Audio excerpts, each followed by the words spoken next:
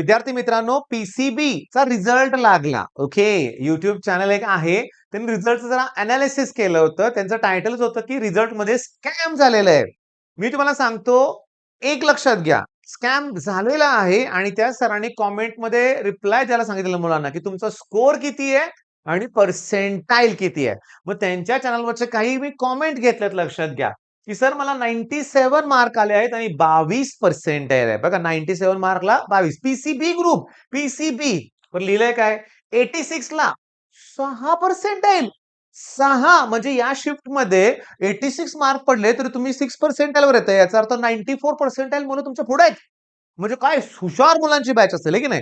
दुसरी गोष्ट, 136 ला 56. ठीक आहे, ठीक आहे, थांबा. अजून शॉकिंग आहे पुढं. 153 ला 45% म्हणे. 115 ला 25%. अजून कॉमेंट आहेत की 88 ला 16%, 118 ला 12%. ओ हो. टाइप करताना चुकलाय वाटतं.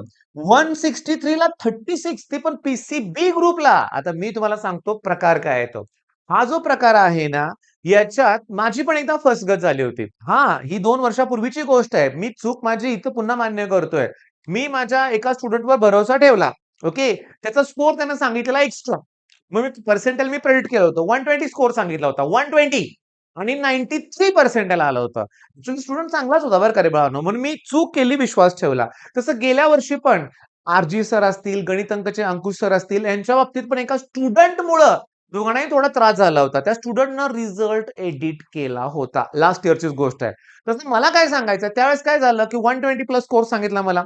मी 97, 98 प्रेडिक्ट केले. 93 आले. मग मी पण शॉक झालो ना, लक्षात घ्या. आपण सांगू का, त्या वर्षी सीईटी सेलनं काय केलं माहितीये का?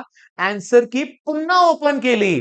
आणि जेव्हा त्या स्टुडंटला मी भेटलो, तर स्कोर काउंट कर म्हणलं. तिनं मान्य केलं, सर मिस्टेक झाली, स्कोर चुकला होता माझा मोजताना. बघा, म्हणजे सीईटी सेल तिथं नाही चुकणार, लक्षात घ्या.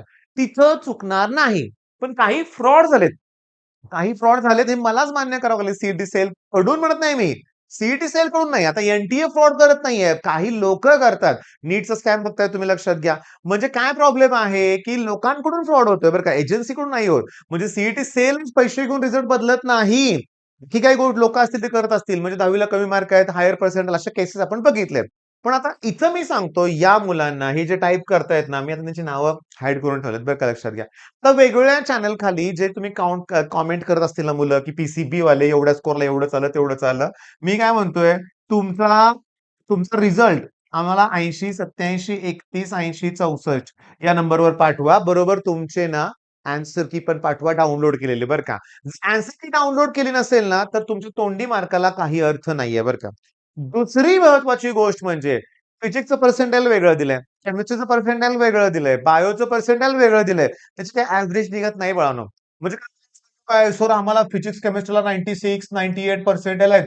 बायो 10च पर्सेंटाइल आहेत. आता मी अंदाजे सांगितले बरं का, बायो 10 पर्सेंटाइल होत नाही. पण असे आहेत, मग माझे ओव्हरऑल पर्सेंटाइल एवढंच आले, तेवढंच आले, 50च आले, 40च आले. मुद्दा काय माहितीये का, लक्षात घ्या, की फायनल पर्सेंटाइल टोटल मार्कावर ठरते ना पुन्हा. इंडिव्हिज्युअल पर्सेंटेजचं काय ॲव्हरेज काढत नाहीत फिजिक्स, केमिस्ट्री, मॅथ्सचं, लक्षात घ्या. म्हणजे जर तुम्हाला फिजिक्स अवघड गेलाय, पण केमिस्ट्री, मॅथ्स खूप सोपा गेलाय, तर पर्सेंटाइल चांगलंच येणार, लक्षात घ्या. मी चुकून मॅथ्स बोललो का रे? बायोचे रिझल्ट चालले ना, बोललो आपण. मग मुद्दा असा आहे, की हे इम्पॉसिबल आहे. हे पण याच्यात कॉमेंट होतं, घ्यायचं राहिलं आमचं, की 173 मार्क्स पडलेत मला, असं स्टुडंटला लिहिलंय आणि 66% अरे नाही होत, शक्यच नाहीये. 174 मार्क असणारे किती मुलं असतात एका शिफ्टमध्ये? इमॅजिन करा, 30,000 मुलं पेपर देतात एका शिफ्टमध्ये. पीसीबी वाले कमीच असतात. तर पीसीएम वाले 30,000 असतात. त्या 30,000 पैकी अरे 99 पर्सेंटाइलचा अर्थ कळतो का? 99.7, 99.8 जे पर्सेंटाइल येतं ना, हे टॉप 1000 मधली मुलं असतात. ओके. मग प्रत्येक शिफ्टमध्ये त्या टाइपची 10 ते 20च मुलं असतात. मग 173 मार्क असणारी 10, 15, 20च मुलं असतात एका शिफ्टमध्ये. 25-30 असतील म्हणूया आपण. मग त्यामुळे इतकं पर्सेंटाइल खाली येणार नाही. मग त्या शिफ्टमध्ये काय सगळ्यांना चांगले मार्क पडले का? असं नाहीये. तर मी तुम्हाला चॅलेंज करतोय. तुमचा असं जर स्कोर असेल ना, तर मला आन्सर की पाठवा मागच्या माझ्या नंबरवर. आम्ही क्रॉस चेक करतो. मी सीईटी सेल पर्यंत तुमच्यासाठी जाईल म्हणूया आपण. पण आन्सर की हवी आहे डाउनलोड केलेली. ती नसेल तर बोलण्यात काही अर्थ नाही. आता काय होतंय, मी बोललोय कठोरपणे, तुम्हाला असा आला असेल माझा राग म्हणूया आपण. पण मी आहे त्या रिअलिटी तुम्हाला सांगतोय. बरं, हे काय सांगतोय, आता थोड्याच वेळात म्हणजे कधी 24 तास, 30 तास, 48 तासात सीईटीचा रिझल्ट लागणार आहे. शॉकिंगली लगेच लागणार आहे, लक्षात घ्या. पण तो फर्स्ट अटेम्प्टचा असणार आहे. मग त्यावेळेस पण अशा गोष्टी घडणार आहेत. इथं पालकांना कन्फ्यूज पालक खूप कन्फ्यूज होतात. सर असं झालं. आम्हाला कॉल येतात पुन्हा. सर हे खरं आहे का? असं होतंय का? तसं होतंय का? पण मी तुम्हाला आता क्लिअरली सांगतो. तुमच्या सगळ्या प्रश्नांच्या उत्तरासाठी तर आमच्याकडे काउन्सिलिंग आहे. याचं प्रमोशन आम्ही बऱ्याच वेळा अगोदर केलंय. तरी पण इथं आमचे नंबर्स वगैरे दिलेत लक्षात घ्या. ज्या बॅचला एनरोलमेंट जास्त होते त्याच्यावर तुम्हाला धन्यवाद म्हणायचंय. काही असेल तरी कॉल नंबरवर करा. पण मी आता थोडंसं रिॲलिटी सांगायचा प्रयत्न करतो.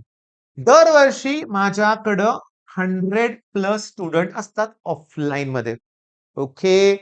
या वर्षीची गोष्टच वेगळी आहे. यावर्षी आमच्याकडे एक 15च्या आसपास मुलं आहेत, की ज्यांनी 130 प्लस स्कोर केलाय. म्हणजे ते 99 प्लस पर्सेंटाइल आहेत. ओके. ओके. दुसरी महत्वाची गोष्ट 100 टू 130 मध्ये तिथं पुन्हा 20 ती 40 मुलं आहेत. म्हणजे जवळ निम्म्या मुलांना चांगली पर्सेंटाइल आहेत. पण माझा आत्तापर्यंतचा अनुभव तुमच्यावर शेअर करायचा आहे. लास्ट मोमेंटला 1-2 महिन्यासाठी माझ्याकडे मुलं आली होती, ज्यांचं 10वीतलं पर्सेंटेज 95 प्लस होतं. अगदी 98 पण होतं. पण वर्ष 2 वर्ष तणाव आला होता, डिप्रेशन सगळ्यातून ते बाहेर आले होते. कशातरी सीईटीची माझ्याकडे तयारी सुरू केली होती. चांगली मुलं आहेत लक्षात घ्या. आणि ह्या बऱ्यापैकी मुलांचा स्कोर मी जेव्हा नेहमी ऑब्झर्व्ह करतो ना, तेव्हा तो 80 टू 90च असतो. ही चांगली मुलं आहेत. ग्रास्पिंग कॅपॅसिटी पण चांगली आहे. पण वर्षभर अभ्यास नाहीये, लास्ट मोमेंटला करतायत. मग थोडा तणाव आहेच. मग या सगळ्यांचा स्कोर एवढा येतोय आणि त्यांचं पर्सेंटाइल पण 90 टू 95. हो, ही ग्रेट हुशार मुलं आहेत. मग अशा वेळेस मला सांगा 173 पडले तर 60च पर्सेंटाइल नाही होत रे, नाही होत. त्यामुळे त्याच्यावर विश्वास ठेवू नका, हे लक्षात घ्या. बरं, मग आता सीईटी सेल एवढ्या चुका होणार नाहीत. त्याच्यामुळे माझं ऐका, तुम्ही पुढचा प्लॅन करा. जेवढे पर्सेंटाइल तुम्हाला आलेत ना, त्यानुसार कसं ॲडमिशन घ्यायचंय. कुठले कॉलेजेस आपल्याला मिळतील. रिअलिस्टिक विचार करा, हे लक्षात घ्या. ओके. मग आणि सगळ्यात महत्त्वाचं इंजिनिअरिंग करायचं नाही बाळांनो, कॉलेजची लिस्ट नुसती करून चालत नाही. सिलेबसकडे थोडं बघायला सुरुवात केली पाहिजे. बरं मुलींसाठी सेफ्टीला टॉप प्रायोरिटी ठेवा. कॉलेजला हॉस्टेल वगैरे पाहिजे. कॉलेजच्या आसपासचा एरिया पण चांगला पाहिजे. काही कॉलेजेस एकदम ओसाड, माळरान भागात असतात. ट्रान्सपोर्टेशन पण परफेक्ट नसतंय. ह्या अशा गोष्टी आपल्याला नकोच आहेत लक्षात घ्या. मग मी तुम्हाला सांगतो असं कॉलेज निवडा ना, की हॉस्टेल छान असेल, कॅम्पस एकदम व्यवस्थित असेल, सगळ्या गोष्टी आसपासच असतील म्हणून आपण ह्याचा पण विचार केला पाहिजे. पण जे टॉपचे कॉलेजेस आहेत ना, सी-यू-ई-पी, व्ही-आय-टी, थांबा क्रमाने जाऊया. सी-यू-ई-पी, विजय-टी आहे, ओके, वालचंद आहे, व्ही-आय-टी, व्ही-डबल-आय-टी, सरदार पटेल मुंबईचं म्हणूया आपण. हे जे कॉलेजेस आहेत ना, इथं काही विचारच करू नका. तुमचं पर्सेंटाइल छान असेल तर ते कॉलेज तुमचेच आहेत. पण तुमचे कमी पर्सेंटाइल असतील तर कॉलेजची लिस्ट वाढवा. तिथे ती चूक करू नका. मी एका व्हिडिओत बोललोय, की गेल्या वर्षी 30,000 मुलांना कॉलेज अलॉट झालं नव्हतं.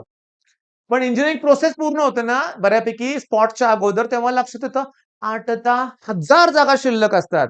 शॉकिंगली सी-ओ-ए-पीची जागा पण स्पॉटला का शिल्लक राहतात सांगा बघू? राहतात की नाही? अरे राहतात. त्यामुळे सगळ्या गोष्टींचं नॉलेज परफेक्ट घ्या. ओके.